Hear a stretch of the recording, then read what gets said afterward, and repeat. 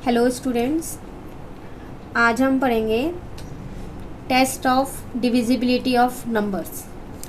सबसे पहली बात, ये होता क्या है और इसका यूज़ कहाँ होता है, ये हमें पता होना चाहिए।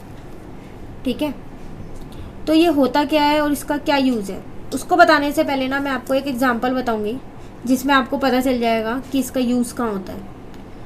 मैंने आपसे एक चीज़ पूछी, एक सिंपल सा एग्जांपल मैंने यहाँ लिया 24, और मैंने आपसे पूछा कि 24 किसकी टेबल से डिवाइड होता है। तो शायद हम इजीली बता सकते हैं कि 24 किसकी टेबल से डिवाइड होता है, क्योंकि ये बहुत छोटा सा नंबर है। आप 3 की टेबल भी बोल सकते हो, 4 की टेबल से भी बोल सकते हो, ठीक है ना, 6 की टेबल भी, क्योंकि ये बहुत छोटा नंबर है। आप टेबल में ईजिली इसको ढूंढ सकते हो नंबर को, ठीक है। लेकिन अगर मैंने ये बोला कि 923248 93248 ये किसकी टेबल से डिवाइड होता है, तो अब हम क्या करेंगे, एक एक टेबल से इसको डिवाइड करके देखें। पहले 2 की टेबल से करते हैं, फिर 3 की टेबल से करेंगे, फिर 4 की टेबल से करेंगे, फिर 5 की, ऐसे हम करते रहें डिवाइड, तब हमें पता चलेगा कि ये किसकी टेबल में आता है। नहीं, ये जानने के लिए कि एक नंबर किसकी टेबल से डिवाइड होता है वो बताता है ये test of divisibility of number. तो अगर हमारे को ये पता है test of divisibility of number क्या होता है, ठीक है, तो हम इजीली कोई भी नंबर बता सकते हैं कि वो किसकी टेबल में आता है बिना डिवाइड करें। अब ये फिर है क्या, तो चलो इसको शुरू करते हैं। ये क्या है, इसमें कुछ रूल्स होते हैं। अगर आपको वो रूल्स याद हो गए तो आप कोई भी नंबर बहुत इजीली बता सकते हो कि ये किसकी टेबल में आता है। बस आपको ये रूल्स याद करने हैं, और रूल्स इतने मुश्किल नहीं है कि याद नहीं होंगे, बहुत आसानी से याद हो जाएंगे। चलो शुरू करते हैं। मैं अपना फर्स्ट ले रही हूँ रूल 2। रूल 2 मतलब ये कोई रूल का नाम नहीं है। रूल 2 का मतलब है कि 2 की टेबल में कौन कौन से नंबर आते हैं।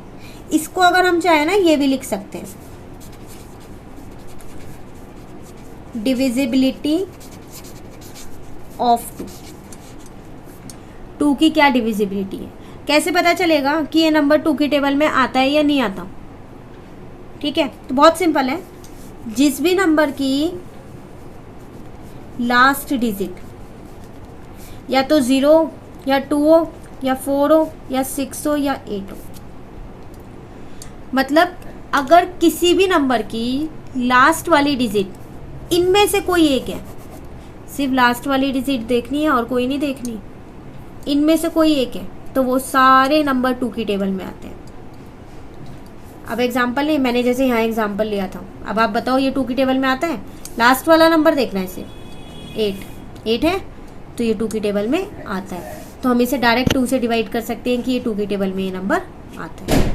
तो ये डिविजिबिलिटी ऑफ 2। बस लास्ट डिजिट देखनी है, 0 2 4 6 8। और ये याद कैसे रहेगी, इसको याद करने का भी एक आसान सा तरीका है, बहुत आसान तरीका है। आपको 2 की टेबल सबको आती होगी। अगर मैं यहाँ सिंपली 2 की टेबल लिखूँ, 2 1 जा 2, 2 2 जा 4, 2 3 जा 6, 2 4 जा 8, 2 5 जा 10, बस 5 तक ही। तो देखो 2 2 4 4 6 6 8 8, अब ये 10 है क्या, ये तो लेकिन 2 डिजिट नंबर है ना, तो हम वंस प्लेस लेते हैं बस। अगर मैं इसके ऊपर टेंस और वंस लिखूं तो ये वंस प्लेस की तो नंबर है, हम सिर्फ वंस प्लेस लेते हैं। 0 0, तो 2 की टेबल आप सबको आती है ना, तो अब आप डिविजिबिलिटी रूल इजीली याद कर सकते हो। लास्ट की डिजिट क्या होनी चाहिए इसकी, 0 2 4 6 8, जो 2 की टेबल है 5 तक वही है, ठीक है। नेक्स्ट हमारे पास है सेकेंड रूल 3।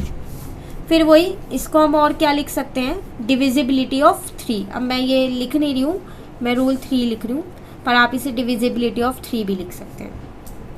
रूल 3 मतलब अब कैसे पता चलेगा कि ये नंबर 3 की टेबल में आता है या नहीं आता? कोई भी नंबर, अगर मैं आपसे यही बोलूँ ये 3 की टेबल में आता है, तो डिवाइड करके देखना पड़ेगा आता है नहीं आता। पर डिवाइड करने से एक आसान तरीका है जो ये डिविजिबिलिटी बताती है।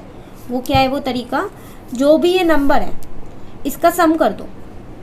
सम मतलब इसको प्लस कर दो। चलो ये तो बड़ा नंबर है, एक छोटा एग्जांपल लेते हैं, छोटा नंबर लेंगे। मैंने लिया 342, क्या ये 3 की टेबल में आता है? प्लस कर दो। प्लस कैसे करना है? 3 + 4 + 2, 3 + 4 7, 7 + 2 9। तो क्या 9 3 की टेबल में आता है? हाँ 9 3 की टेबल में आता है। तो जो ये 3 4 2 लिया है ना हमने, ये भी डिविजिबल बाय 3 होगा ही होगा, इज डिविजिबल बाय 3। तो कोई भी नंबर हो आप उसे सिर्फ प्लस करके देख लो, सारे नंबर को, उसके अंदर जितनी भी डिजिट है उन्हें प्लस कर लो। प्लस करने के बाद जो भी आंसर आपके पास आ रहा है, अगर वो 3 की टेबल में आता है वो आंसर, तो जो वो नंबर था ना वो भी 3 की टेबल में आता ही आता है। ठीक है, तो अगर मैं इसका सिंपल सा वो बोलूँ तो सम ऑफ ऑल डिजिट, सारी डिजिट का सम करके देख लो, उससे हमें पता चल जाएगा कि कोई भी नंबर 3 की टेबल में आता है या नहीं आता। ठीक है, उसके बाद हमारे पास नेक्स्ट रूल है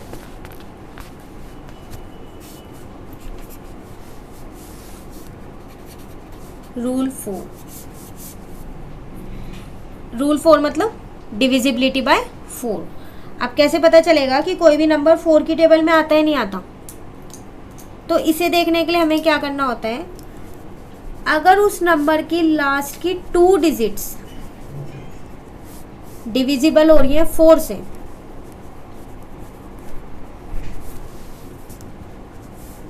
डिविजिबल बाय 4 है, तो वो नंबर 4 की टेबल में आता है। चलो एग्जांपल से समझते हैं। मैंने एक एग्जांपल लिया 432, छोटा सा लिया है मैंने। अभी क्या लिखा है मैंने यहाँ? लास्ट 2 डिजिट डिविजिबल बाय 4 होनी चाहिए ना, तो लास्ट की 2 डिजिट उठा लो 32। तो 32 4 की टेबल में आता है? आता है, तो इसका मतलब ये नंबर भी 4 की टेबल में आता है। ठीक है ना, एक और कोई एग्जांपल लेते हैं। ये ले लिया मैंने 415। हमेशा देखनी आपको लास्ट की 2 डिजिट ही है। 15, क्या 15 4 की टेबल में आता है? नहीं आता ना 15 4 की टेबल में, तो ये नंबर भी 4 की टेबल में नहीं आता। ठीक है, अब मान लो मैंने नंबर लिया 300। अब सोचो लास्ट की 2 डिजिट लेनी थी, यहाँ तो दोनों ही डिजिट 0 0 है, तो कैसे होगा? तो अगर लास्ट की 2 डिजिट 0 0 हो तो वो नंबर हमेशा 4 की टेबल में आता है। एक बार चेक करें आता है नहीं आता। 300 ये तो हमें पता है नहीं आता, और ये आता है क्योंकि ये देख लिया, यहाँ 0 वाला है ना कंसेप्ट। एक बार चेक कर लेते हैं। चलो 4 7 जा 28, 2 और 0 कैरी करके 4 5 जा 20। आया नहीं आया 304 की टेबल में 75 पे? तो अगर लास्ट में 2 0 हैं तो भी वो नंबर 4 की टेबल में आता है, और अगर 2 0 नहीं है, कोई 2 डिजिट है, वो 4 की टेबल में आती है, तो वो पूरा नंबर 4 की टेबल में आता है। अब आप कितना ही बड़ा नंबर ले लो, 98987000, मैं पूछूँ ये 4 की टेबल में आता है? बिल्कुल आता है, क्योंकि इसके लास्ट में 2 0 लग रही हैं। सिमिलरली 247616, क्या ये 4 की टेबल में आता है? बिल्कुल आता है, क्योंकि इसके लास्ट में 16 लिखा है। तो आपको पता चल गया कि अगर हमें देखना हो कि 4 की टेबल में कोई नंबर आता है या नहीं आता, तो कैसे देखेंगे। ठीक है, नेक्स्ट है आपके पास रूल 5। रूल 5 का मतलब डिविजिबिलिटी बाय 5। आप कैसे चेक करें कि वो नंबर 5 की टेबल में आता है या नहीं आता? जिसकी लास्ट की डिजिट, सिर्फ लास्ट की डिजिट, मैंने यहाँ 2 डिजिट नहीं लिखा, लास्ट की डिजिट या तो 0 हो या फिर क्या हो 5 हो, या तो 0 हो या 5 हो, लास्ट की डिजिट। एग्जाम्पल लें, 100 ले लेते हैं, 0 है, लास्ट की डिजिट 0 है ना, तो ये 5 की टेबल में आता है। अब कोई बड़ा सा नंबर लेते हैं 45670, क्या ये 5 के टेबल में आता है? बिल्कुल आता है, इसके लास्ट में 0 लग रहा है। और कोई एग्जांपल लें 37985, क्या ये 5 के टेबल में आता है? बिल्कुल आता है, क्योंकि इसके लास्ट में 5 लग रहा है। ये भी आता है, ये भी आता है, ये भी आता है। एक और लेते हैं कोई सा 73492, क्या ये 5 के टेबल में आता है? नहीं, ये नहीं आता, क्योंकि इसके लास्ट में 2 है। ठीक है, ये था आपका रूल 5। नेक्स्ट करते हैं रूल 6। रूल 6 क्या होता है, कैसे पता चलेगा कि कौन ये नंबर 6 की टेबल में आता है या नहीं आता? तो अगर कोई भी नंबर 2 और 3 दोनों की टेबल में आता है तो वो नंबर 6 की टेबल में भी आता ही आता है। एक बहुत छोटा सा मैं यहाँ एग्जांपल ले रही हूँ 12 2 की टेबल में आता है? आता है। 3 की टेबल में आता है? आता है। तो क्या ये 6 की टेबल में आएगा? बिल्कुल आएगा। ठीक है ना, कोई भी नंबर जो 2 की टेबल में आता है और 3 की टेबल में, दोनों में आना चाहिए। ऐसा नहीं है 2 में आ जाए और 3 में ना आए, वो 6 की टेबल में आता ही आता है। ठीक है, एक एग्जाम्पल लेके इसको मैं सॉल्व करके बताती हूँ हम इस रूल को कैसे लगाएंगे।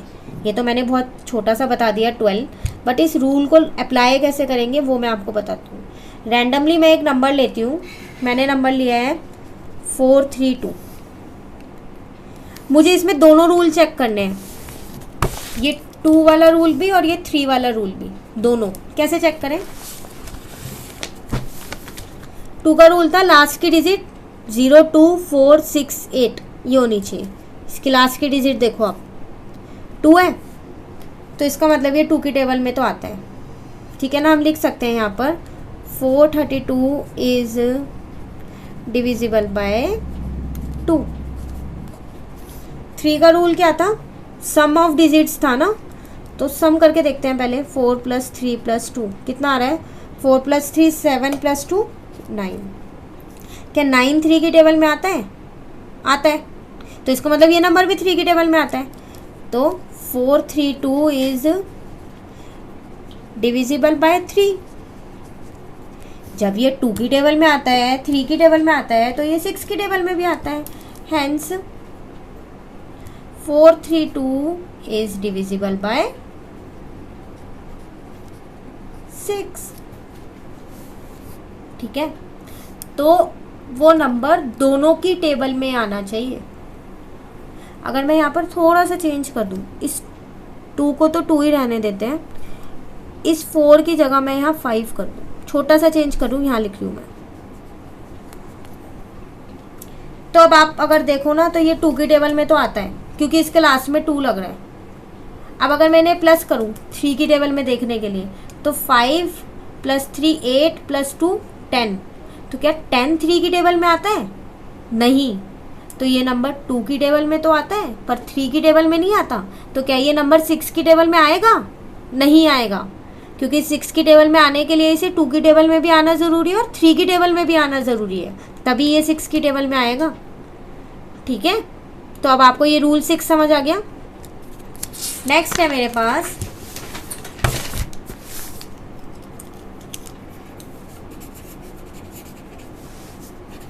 रूल 9।